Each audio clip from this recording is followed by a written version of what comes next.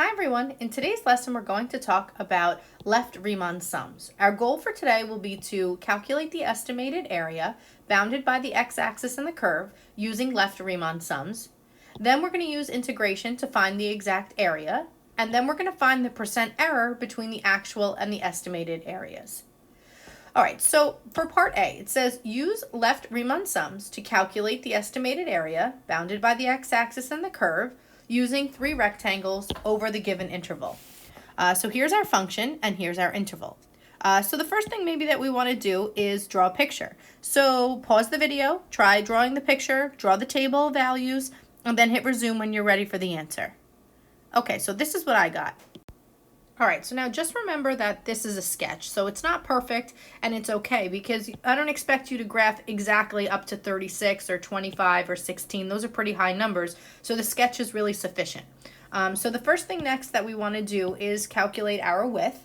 So delta x, which is our width, is b minus a over n, where n is the number of rectangles. So here's my interval a to b, so my b is 5. Minus -1 over the number of rectangles here, which is 3. So it's 6 over 3, which is 2. So that's the width that I want to calculate all of my left Riemann sums with. So when we draw our rectangles, we're starting from the left, and we're going with a width of 2. So if I start on the left side, here is my left. But notice that there's no height. So I'm still going to pretend like I'm going to have a height and go over. So I go over 2, and it would end up here. So now I go up to the curve, and I go over 2. Go up to the curve, I'll use another color. Go up to the curve, and go over 2. So the problem with this first area here is that there is no height for me to go over and then down. So my height is 0, right? Obviously it didn't go up, so my height is 0, my width is still 2. So if you want to calculate it, you absolutely still can, where this would be my width of 2, this is a width of 2, this is a width of 2, except in this first one, my height is 0. So if you want to write down the point for the height, you absolutely can. So this here is the point -1, 0. This is the point 1, 4, and this is the height 3, 16. So the height here of this blue rectangle is based off of the y value of this point. So this height is 16. So we can go ahead and say that. So this is 16. This height of this rectangle right here is based off of the y value here, which is 4. So I can go ahead and label that this is 4. And then this height is 0. There's really no rectangle there.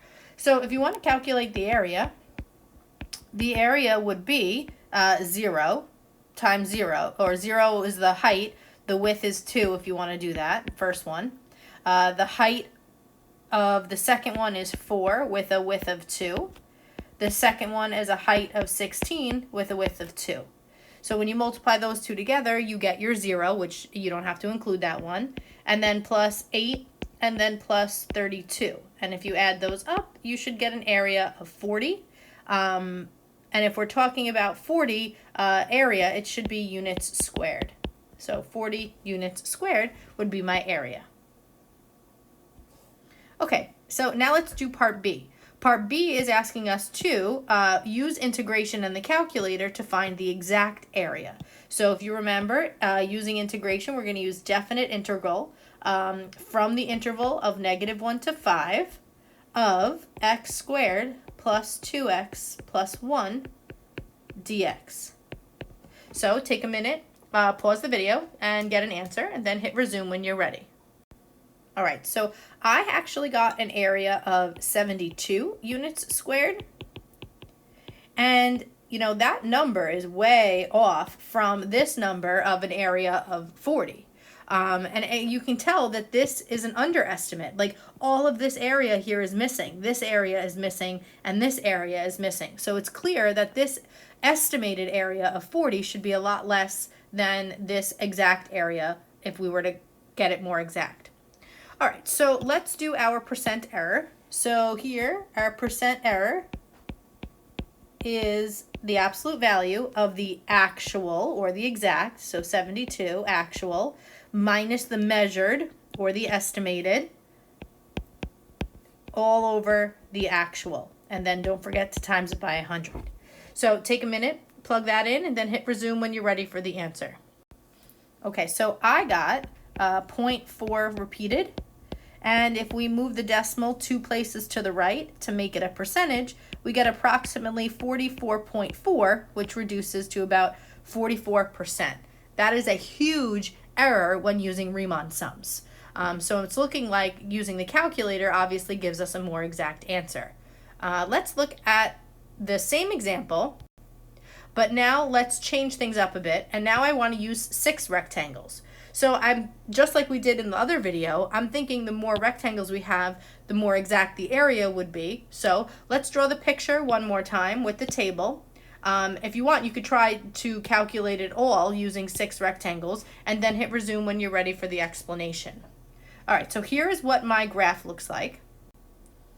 All right, so now that I have my graph set up, I'm going to calculate my width. So my delta x, oops, wrong one, sorry about that. So I have a delta x is my width, which again is, here's my a, here's my b. It's b minus a over n, where n is the number of rectangles. So the b is 5 minus a negative 1 over 6.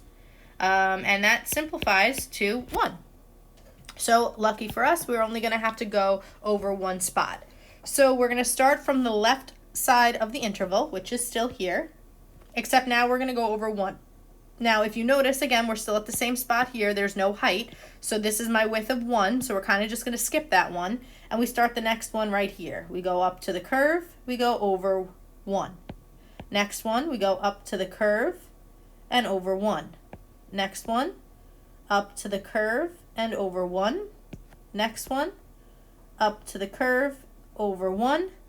And then one last time, it looks like my picture wasn't enough, so I'm just going to extend it a little bit and erase this. Oh, guess I can't. All right, so then we're going to go one last time up to the curve and over 1. Right, so that's like the idea behind that. So let's see, do we have 6 rectangles? Technically there's 1 here, 2, 3, 4, 5, and 6. Perfect. So now we have to measure their heights. So the height here, if this is the point 0, 1, this height is 1. If this is the x value of 1, I'll go ahead and label those. X value of 1 is 1, 4, so my height here is 4. This is 2, 9, so my height here is 9. This spot right up here is 3, 16.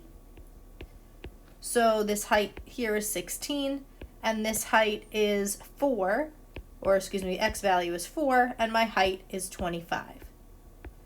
So again, for all of these problems, or at least all of these rectangles, our widths are still only 1. Each of these widths are 1. So if we find the area, we've got 1 for my width times my height of 0. I'm starting with this one. 1 is my width, and my height is nothing here. So that's why I did 1 and 0. My second one, my width is going to be 1, but my height is going to be 1. So that's the next one. So width of 1, height of 1. The next one, width of 1, height of 4. The next one, width of 1, height of 9. The next one, width of 1, height of 16. And the last one, width of 1 and height of 25. So we've got 0, 1, 4, 9, 16, and 25. So take a minute, type that in, and then hit resume when you're ready for the answer. Okay, so I got 55 units squared. Now, it's better than the last one. You know, the last one had 40 units squared. This one has 55. So it's better, but it's not exact. This part B, you don't have to do it again. We can just write down what we got. We got 72 units squared from before. And now let's calculate the percent error. And it should be a little bit smaller, still not perfect, but again, a little bit smaller. So the percent error is the actual, which was 72, minus the measured, which was 55, over the actual, and then times 100.